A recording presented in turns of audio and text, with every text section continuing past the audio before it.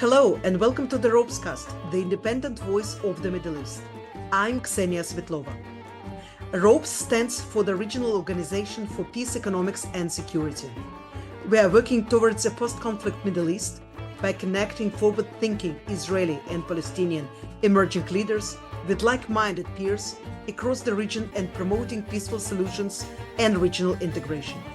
If you are looking for more information on ROPES, please visit our website, ropes.org. The war in Gaza lasts already for 234 days, and it seems that without any significant breakthrough, it will last for many more days to come. Another war that is raging in the information war with conflicting narratives, scarcity of reliable information, and tons of fake news and disinformation on both sides. ROPESCAST's guest today is someone who just recently came back from Gaza and will soon try to travel there again. Arwa Damon, who is Syrian American, is leading INARA, a humanitarian agency, and has vast journalistic experience in conflict zones. She covered for the CNN, Iraq, Syria, Afghanistan, and other places. Hi, Arwa, and welcome to the ROPESCAST. Thank you for having me. So, without further ado, I would like to ask you about your very recent experience in Gaza Strip. First of all, how do you get to Gaza these days? And I remember from my journalistic days in Gaza, and it ended obviously by 2006 when Israeli journalists were no longer allowed into Gaza. There was a long crossing with metal doors at Erez. Is it still there? And is going through Erez is actually the only way now to get into Gaza? Actually, the Erez crossing is closed for any sort of human traffic right now. But I also have very vivid memories of crossing into Gaza before through Erez. And it's this very bizarre juxtaposition because, on the Israeli side, the grass is emerald green and it's this massive, glass blue structure. And then you go through a hole in the wall and you go through this long, fenced in area. You feel a bit like a rat going through a maze, and then you end up in Gaza. But right now, I went in on a humanitarian mission with my charity INARA, and this was last month, so it was prior to the Rafah invasion, and I went through the Rafah crossing. Mm-hmm. That was the only crossing for humanitarian missions, and you go through a whole process where you apply for permission, and that permission gets approved by the Israeli side, by the Egyptian side, and then your name appears on a list, and that's how you're able to go in. And I remember being quite struck because prior to going in, obviously I had heard all of the news reports. I heard other humanitarians talking, I heard Gazans talking, I saw pictures of just how densely populated Rafah was. I did not understand what densely populated meant until I got there. And it was the sensation of being completely and totally suffocated by the sheer density of people, even when you're in open air. The shelters are just spilling with humans. The tents are covering and blanketing the sidewalks. There's this constant traffic of bodies moving back and forth. And then the expressions on people's faces, or lack of expression, is what is so striking. It's as if everyone is in complete shock, no matter what their age is. Their eyes feel dead. Their movements are lethargic and mechanical. And obviously, since, the Rafah invasion began, all I can think about is how all these people had to move and were being told to move. It's overwhelming. I mean, I was there. I saw it. I was there, and I still can't wrap my mind around it. So you covered many war and conflict zones as a journalist, and then also you're engaged in humanitarian work now for quite a few years. Have you ever seen something like this? Syria, Iraq, Afghanistan, I mean, you did it all. I did. And no, I haven't. The thing is, the sad reality of war is that obviously it comes with death and destruction, and that quite often does happen on a mass scale. I think what differentiates Gaza is the speed with which the death and destruction happened, the sheer scope and scale of it, the numbers that are just so hard to wrap your mind around as well. But then also it's the complete and total psychological obliteration that I saw amongst the population. And it's the constancy of the trauma. A lot of the time, war zones end up taking on a rhythm. War takes on this bizarre rhythm that, the human psyche sort of adjusts to in a very macabre kind of way. That doesn't exist in Gaza because there's no rhythm to it. There's no logic to it. There's no way to keep yourself safe. And then the triggers that stimulate this overwhelming fear are constant and everywhere. And it's not just in the explosions that you hear or the way that windows rattle. It's the constancy of, the drones that are overhead. It's in the sensation that every single person is just struggling, fighting to take a single breath. And then everyone is searching for something. People are either searching for food or water or medical care or diapers or a clinic to get injuries cleaned. I mean, it's very different. It's very, very different than other places I've been to. Can you please walk me through what is happening with the humanitarian aid?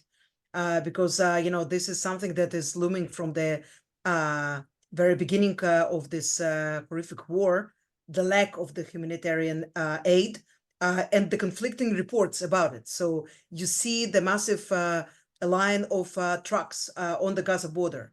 At the same time, it seems that there is a lack of aid inside specific areas of Gaza.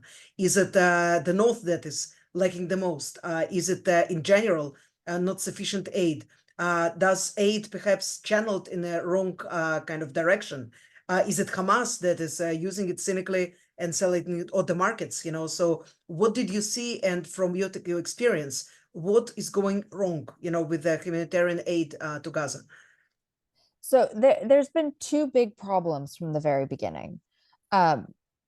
One is that there has never been enough aid inside Gaza.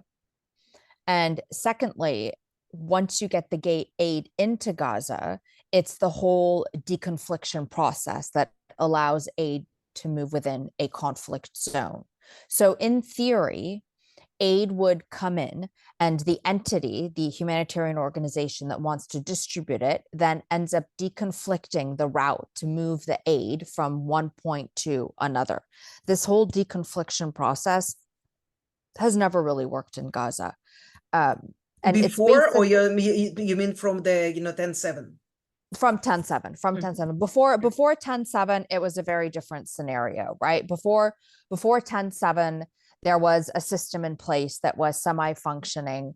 You didn't hear about people in Gaza, going hungry. You didn't hear about this, struggle for, food or fuel or what have you. 10-7, I mean, flipped everything on its head in a number of different ways, and obviously on both sides of the border. But with the crossings closing fully for a very long time, and then only opening in a limited capacity, aid organizations had to revamp. If we look at the way that goods got into Gaza prior to 10-7, 99% of everything came through Kerem Shalom. So all of the major humanitarian organizations that worked in Gaza transited everything via Israel. That's where all of the logistics were set up, right? That's where the ships with aid would arrive. They would get loaded onto trucks. They would go through Kerem Shalom. When that shut down, everyone had to flip the entire massive logistics operation over to Egypt and the Rafah border crossing. Rafah was never meant to be a massive crossing for, commercial or humanitarian trucks.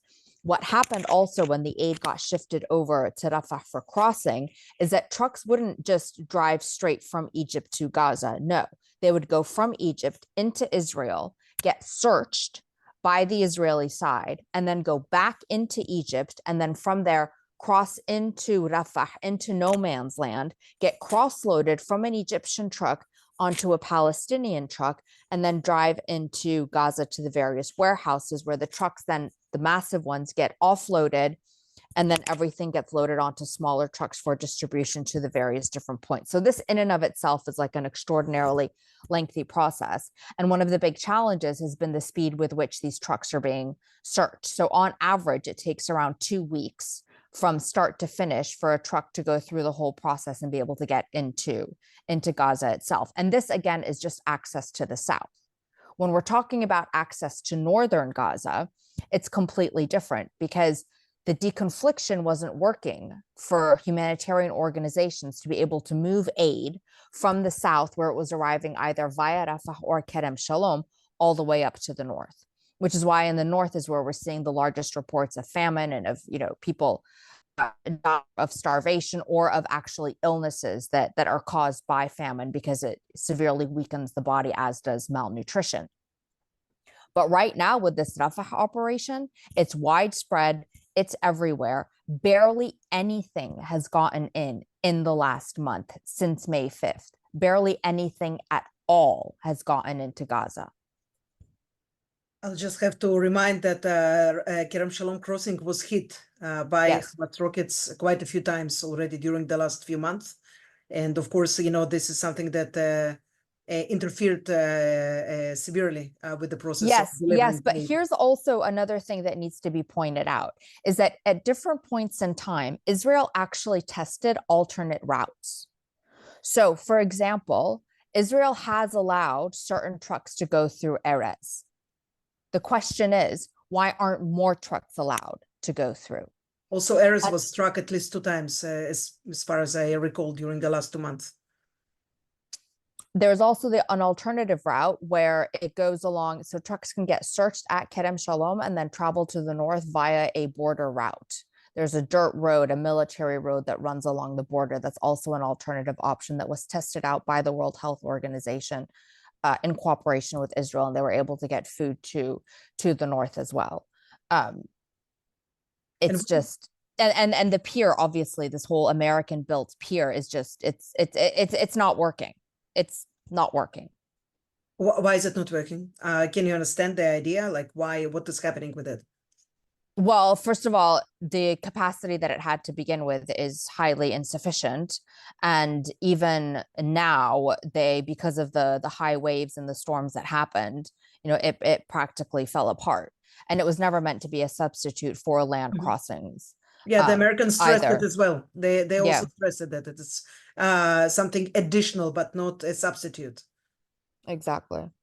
I think that again, there is very little understanding, especially in Israel, because of the obvious, feelings of desperation, hatred, animosity. What is going on in the heads of Gazans in Rafah, in the other areas? What do they think? What do they say? Are they aware of what happened on 10/7? Do they blame Hamas? Do they not blame Hamas? What do they feel in general about what needs to happen next in Gaza Strip, whether it's, I don't know, Fatah, Hamas, Egypt, Israel that should be, taking charge. Because I've heard everything, but it's really hard to make an kind of an idea when we are not there. For me as an ex-journalist, it's extremely hard. And even when you're there, people obviously, it's an entire population. There's a lot of different opinions, but the overriding sentiment that I got from being there and talking to Gazans was quite literally, at this point in time, they don't care. They just want it to stop. Like right now, all anyone wants is for the bombs to stop, for the hunger to end, and for whatever the next phase is to just begin. You really get a sense like a lot of people it's almost like the trauma is buried so deep that they can't even begin to cope with it.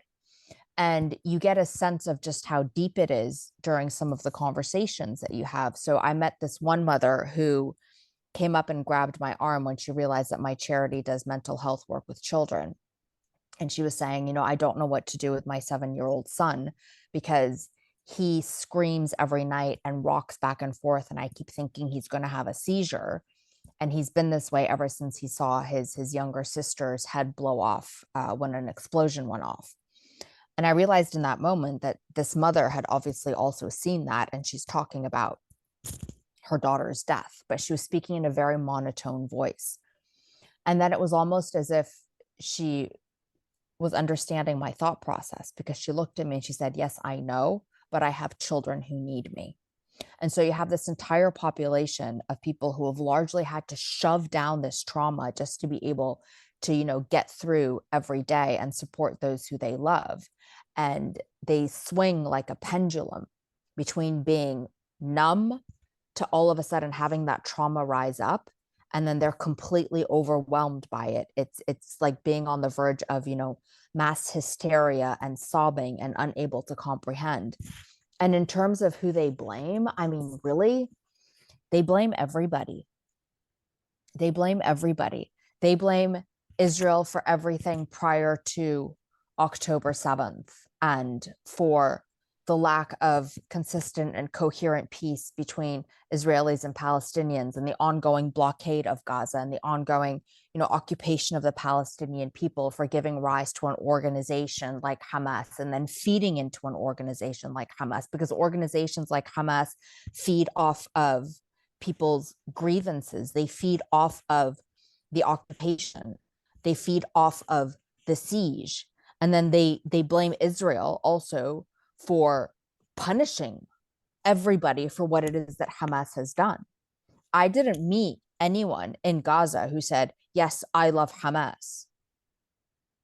Hamas wasn't polling all that well prior to October 7th to begin with. Yeah. But and then there's this sense amongst the population that, you know, that they're just being played by everybody. They're being played by Hamas. They're being played by Israel. They're being played by the international community.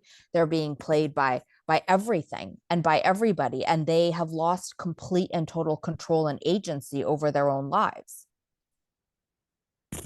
But, you know, I remember in the first month, occasionally there were some voices of Gazans who said, listen, we didn't approve for Hamas to use our schools as, military objects.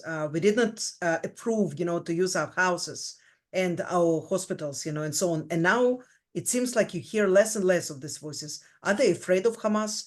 Is Hamas in charge in, where the most of the part of the population in Rafah, in Mawasi areas, you know, like, are they still calling the shots there?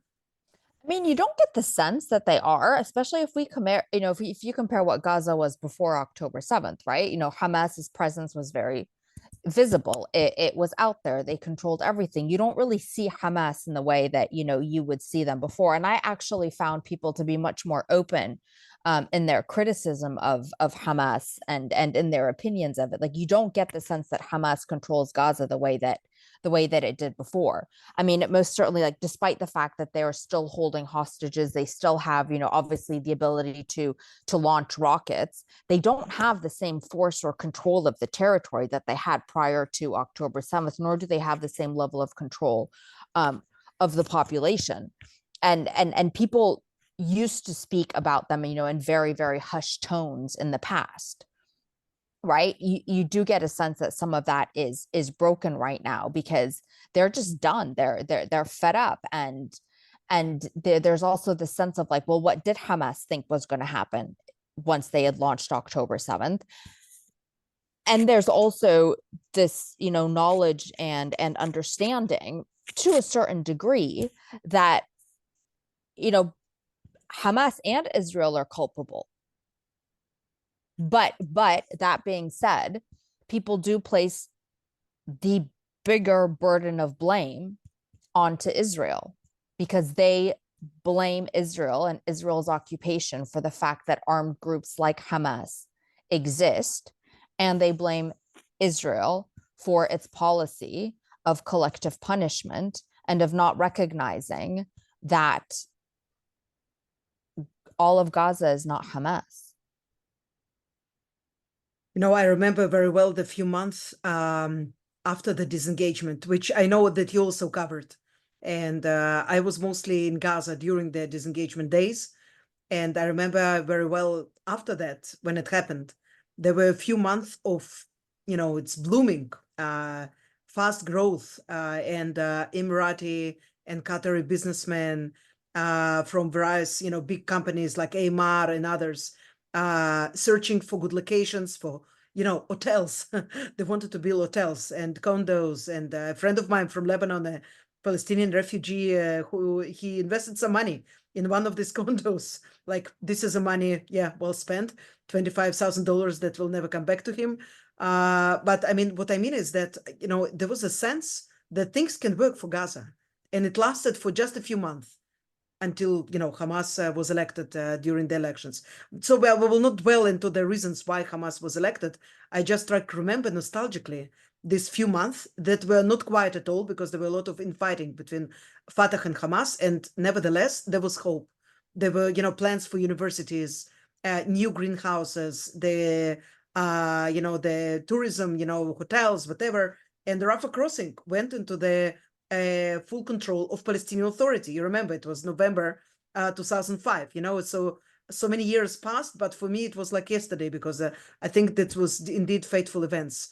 So I want to ask you, and again, today in this fog of war, it's hard to discuss pretty much everything except of the humanitarian work that you do. But nevertheless, what do you think can happen in Gaza next? Let's assume that there is some kind of ceasefire, that there is enough American pressure and international pressure on Israel, but will also, of course, on Hamas to accept the deal. And how do you see the developments? Like, who should rule Gaza now? Who can rule Gaza? I mean, that's the golden question right now, right? But I also think that that needs to be up to Gazans to decide. Look, there's that big question always of, well, this has to happen because, who's going to step in and rule? And there's no love lost for Fatah in Gaza either. There's no love lost for, the Palestinian Authority. They feel largely abandoned by them, and people are tired of the status quo. I think things need to happen in stages. First and foremost, people need a ceasefire, and then humanitarian aid, container housing, rubble clearing. All of that has to happen on a massive scale and a massive level, because things can't happen in isolated bubbles, right? Like, reconstruction can't happen in an isolated bubble. Humanitarian work can't happen in an isolated bubble. Mental health work can't happen in an isolated bubble. We need to recognize right now that Gazans define, like, the factors that are most defining for a Gazan psyche right now is fear, pain, heartbreak, confusion, despair. And that needs to start to be altered. Gazans need to be able to see a way forward that is going to somehow. But can it happen while Hamas is still in power? And this is their ultimate goal, to survive this war that they launched and to continue rule Gaza. That's Hamas's ultimate goal, but I don't think that Gazans have much of an appetite for Hamas right now. I really don't. So then if it's not Hamas and not the Fatah, then who? I mean, if we were to dream up an ideal scenario of, what would happen if I had a magic wand, to somehow create something that may or may not even be possible right now, it would be to have, some sort of interim under a United Nations or whatever umbrella peacekeeping force inside, made up of Arab nations that would be palatable to the Israeli side, accepted by the Palestinians, maybe with, some involvement from the Palestinian Authority. And then you would need to allow for the reconstruction to start, allow for the humanitarian aid to go in, allow for people to at least regain a little bit of their dignity. And then you would have to hold Palestine-wide elections and see who ends up coming out of it. The only fear is, and again, you know it all too well, that just like in Iraq, when there is this movement very quick from dictatorship, war, and then free elections, then you have, the most sectarian, the most malign elements that arise. And Yeah, but Iraq's dynamics were very different. I mean, look, Iraq had, an underlying sectarian sort of tension dynamic issue that happened. Iraq also had a lot of, meddling by the US. If we look at the way that, even the Iraqi sort of interim government was quickly cobbled together and the constitution was sort of quickly drawn up, it was a faulty constitution to begin with. It basically was setting the country up for failure from the very start. Like, the Palestinian territories don't necessarily have these very same dynamics, and even as entities, they are much more mature than what the nascent Iraqi government was back then in 2004. So Palestine is not plagued by the same issues that Iraq necessarily, was or actually is at this point in time.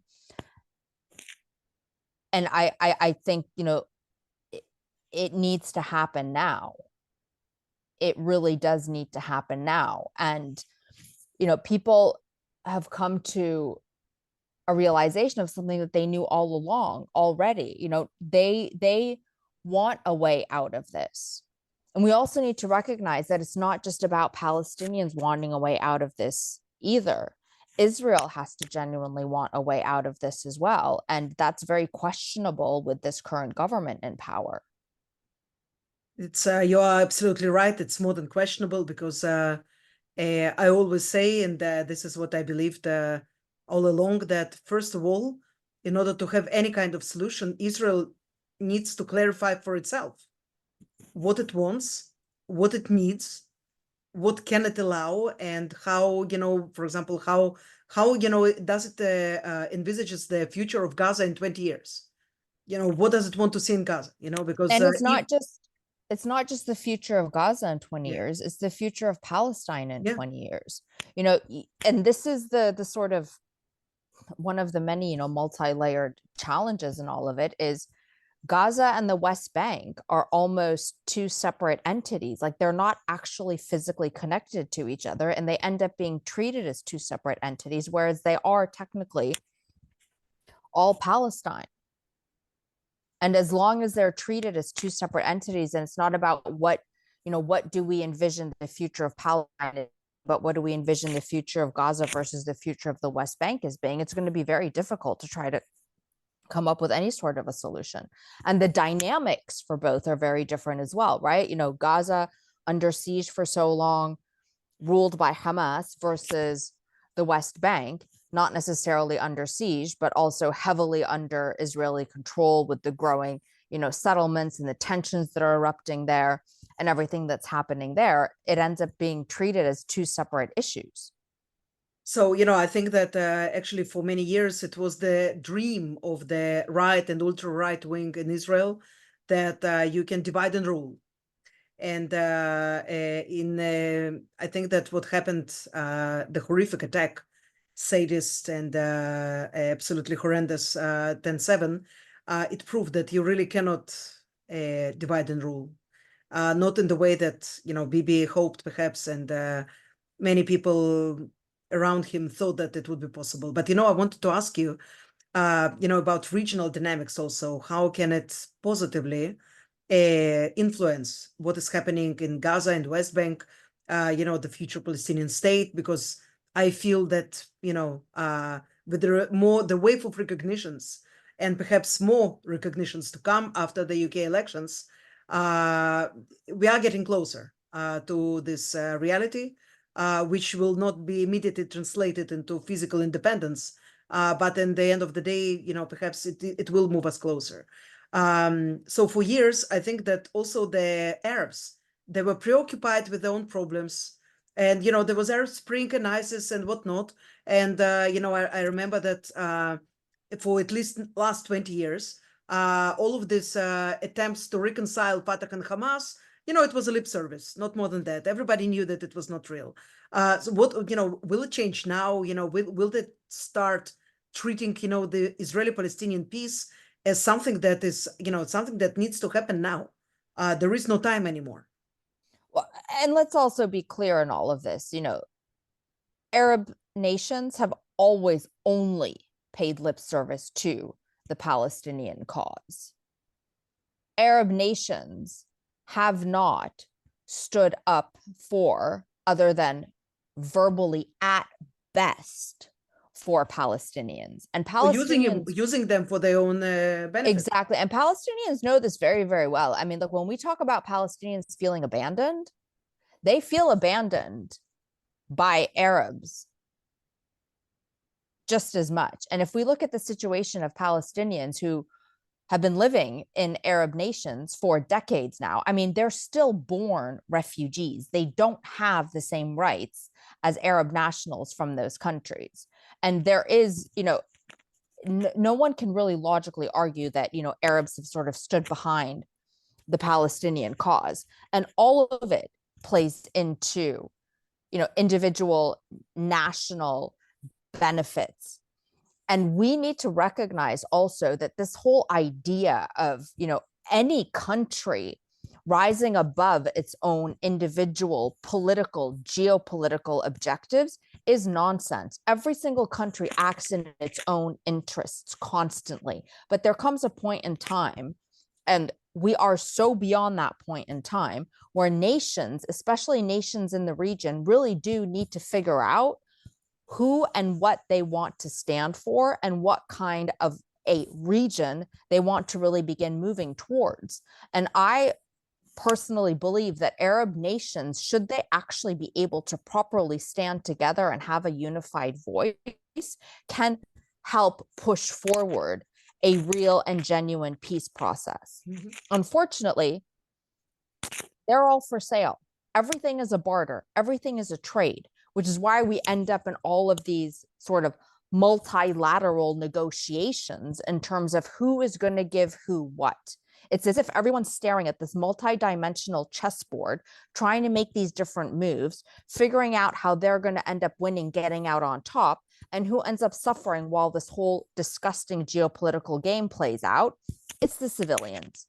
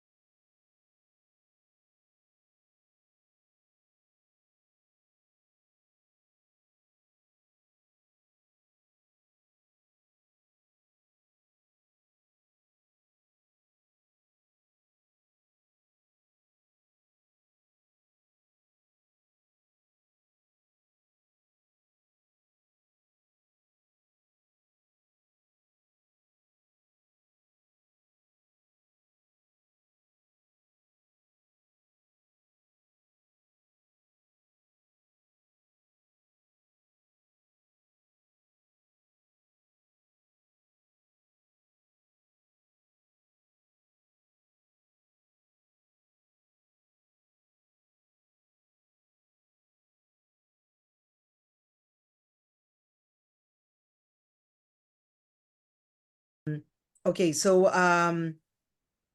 you mentioned the Arab states, and it's interesting how more than 57 years ago, the triple no at the Khartoum conference now actually turned into triple yes. So we see how Saudi Arabia reluctantly but still offers normalization. You only have to utter the words Palestinian state. You only have to do something, even if it's not real. But I think maybe that's the problem, because it has to be real. It has to be real, because I actually absolutely, and this is what in ROPES, we stand for. We believe in well-integrated Israel and the state of Palestine as well in the region. And this is prerequisite for the regional integration, for the actual independence and good good neighborhood, between these two states. And at the same time, you will not have this full regional integration if there will not be some kind of movement towards Palestinian independence. So it's kind of like end of the chicken. I wonder, though, if today the radicalization, this feeling that, this repeat of from river to the sea, and all of that without actually understanding what does it mean? Because I think that, when you say from river to the sea, on both sides, you basically want to eliminate the other, so it's the settlers who say from this exactly the same, from river to the sea. They also want to see it. So I'm afraid that we will witness now this wave of radicalization of both sides, and it will, of course, will induce even more violence than before. And that's a very, very real scenario and an absolutely terrifying one. And we're at, a junction right now where there's so many different roads and paths that this could all take. And the vast majority of them are absolutely terrifying. The level of emotional maturity and humanity and action that is required at this point in time is very hard to see, given the key players that need to make the top decisions to actually allow this to move towards something that is even remotely better. This right now is, to a certain degree, one of the most important moments and junctures in the history of the region, because the longer this goes on, the deeper the wounds, the deeper the wounds, the deeper the anger, the deeper the sorrow, the deeper the pain. And we all know exactly what happens when that is not addressed. Yeah. We know that violence begets violence. We've been seeing and living these same cycles over and over and over again throughout our history. And we have been unable to learn from the past. We have been unable to grasp this very basic, fundamental concept that somebody who is left to fester, who is abandoned, who is oppressed, who is degraded, is going to most likely end up resorting to violence. The only way forward right now, truly, genuinely, is to eliminate the factors that drive someone to pick up a gun. Arwa, you were a reporter with the CNN for quite a few years, and in this capacity, you covered all of the major conflicts. So you have this vast experience with international media. I know that you are writing now for the New Lines, the Atlantic Council also. In your opinion, what kind of role the international media plays in this current conflict? Because, well, correct me if I'm wrong, but I see this, again, also radicalization in media. You have some medias that are covering only one side. You have other medias that are covering the other side. And the echo chambers, they're becoming more tight. It seems that, of course, also, this is traditional media, and there is also the new media, the social networks, and so on. But it seems really, this empathy gap, this is also the name of the story that I recently penned in Jerusalem Strategic Tribune. What can explain it? It's also the lack of information, but it kind of like this echo chamber that you cannot get out of it. And there's also a dearth of information, right? I mean, one of the biggest differences with what's happening right now is that Gazans are telling their own story. The international media, the foreign media, the Western media is not controlling how Gaza's story is being told. Gazans are telling their own story right now. And at the same time, something that happened pretty much from the get-go that catapulted me back to the post 9/11 era of the dehumanization of what is perceived to be the other. And it was post 9/11 and the dehumanization that I saw, because I'm Syrian American, the dehumanization that I saw taking place in the Western media when it came to rhetoric and the framing of who and what, Muslims and Afghans and Arabs actually were. to want to be a journalist. And that same dehumanization, that same almost hysterical beating of war drums, that same polarization, if not worse, because it's all amplified through social media, is exactly what we're seeing right now. Yeah, And you it's see almost, this, you know, all of them are settlers. No Israelis died on the 10/7 because, you know, all of them are soldiers or settlers or whatever, or all of the Palestinians are Hamas. You see it everywhere. you do. And there is this deep demonization that is happening as well. And I think, you know, and it's very hard to ask someone to do this because everything is so deeply emotional and so deeply painful.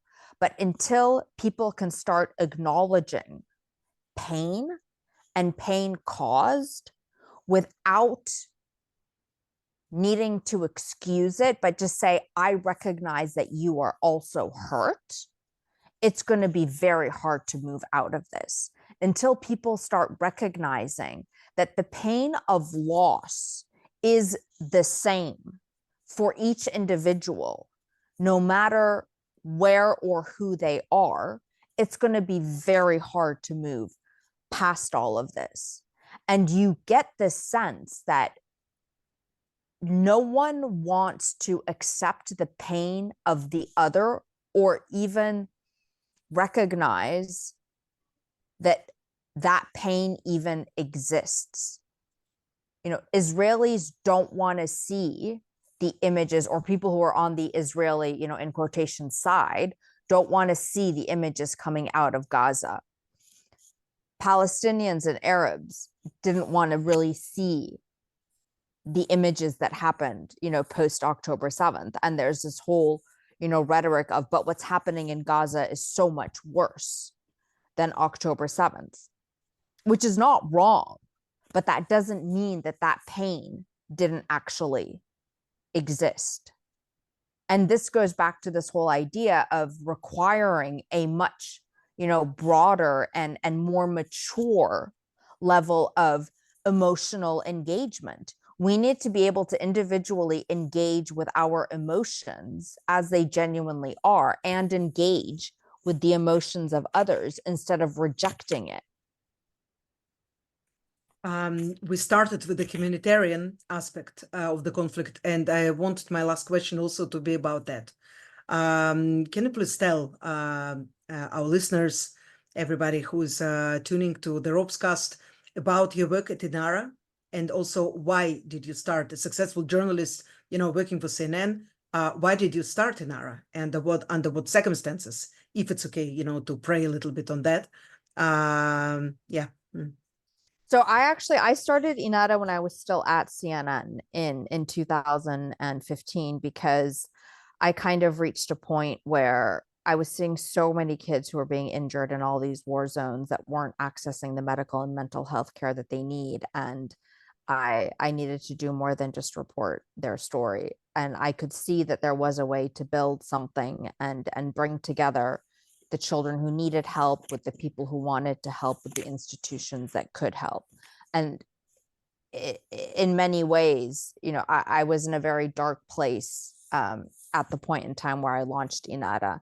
And in many ways, it saved me because I could actually see something tangible. I could see, and I can see, how we are able to change a child's story and alter the balance of their psyche. You know, children who have been through these horrific experiences, their psyche is defined by cruelty, by darkness, by abandonment, and by pain. And if a child is allowed to grow up with those predominant emotions, how can they even be expected to be a functioning member of society? And by providing assistance, especially the kind of assistance that INARA provides in the medical and mental health space, you see that spark of life come back into their eye. You see them realize that just because they've had these horrendous things happen to them, that does not mean that their life is over. That does not mean that they have somehow lost their ability to dream and chart a better future for themselves.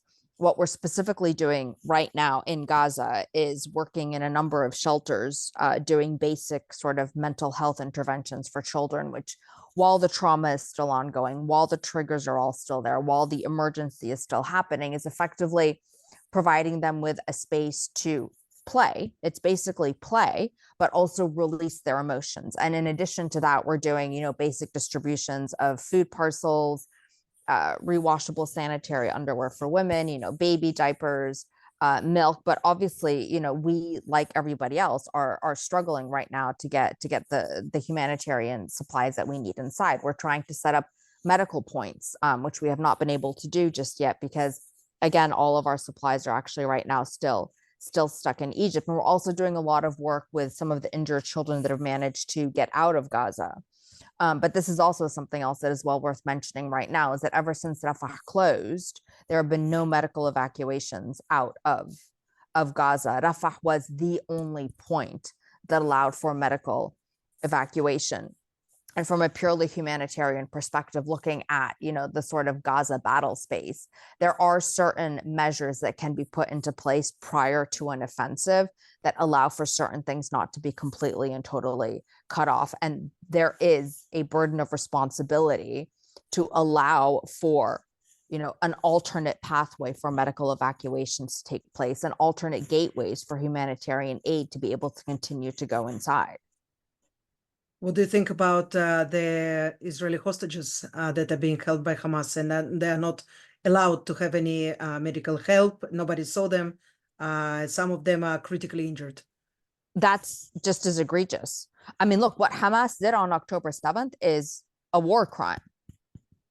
The taking of hostages is a war crime. Denying access to hostages is a war crime. However, collective punishment is also a war crime. Bombing civilian neighborhoods is a war crime. Shutting off for an entire population access to electricity, water, clean sanitation, humanitarian aid is a war crime. And we need to really move back past this logic of, well, a war crime was committed against us, so we can commit it against them. They did this to us, so we can do this to them. No, I'm just asking in the humanitarian sense, because this is against, I think, every kind of law that you prevent from the Red Cross to see the hostages, or at least to send them medicine and so on. Oh no, it absolutely is. It absolutely is. There's no justification for it. There is not justification for any of that, unfortunately. No. If anybody wants to seek some more information about your organization, Arwa, and perhaps to help, to give a hand, to help you, to help the children and people who are in need, where can they find this information? Yeah, so the website is inara.org. It's INARA.org. And then specifically the work we're doing in Gaza and also for Gazans outside of the Strip. It's specifically inara.org/Gaza. Because you also work in other countries. We do, yes. We work with Syrians, we work with the Iraqis. We're trying to start up in Afghanistan. We work in Ukraine, wherever we can. Thank you very much for that, Arwa, and thank you for being a guest at the ROPESCAST. Thank you again for having me. Thank you. You've been listening to the ROPESCAST, the independent voice of the Middle East. Our guest today was Arwa Damon, a humanitarian and a journalist. I hope you enjoyed the ROPESCAST. Our podcast is available on Apple Podcasts, Spotify, SoundCloud, and all quality podcast platforms. We are very grateful to all our listeners in the Middle East, Europe, the US, and other parts of the world. You can support our work by small donation. More details on our website, ropes.org. We also invite you to follow ropes.org on Twitter, Facebook, Instagram, and Threads to find out more about our work with emerging leaders of the Middle East. I am Ksenia Svetlova. Shalom and salam.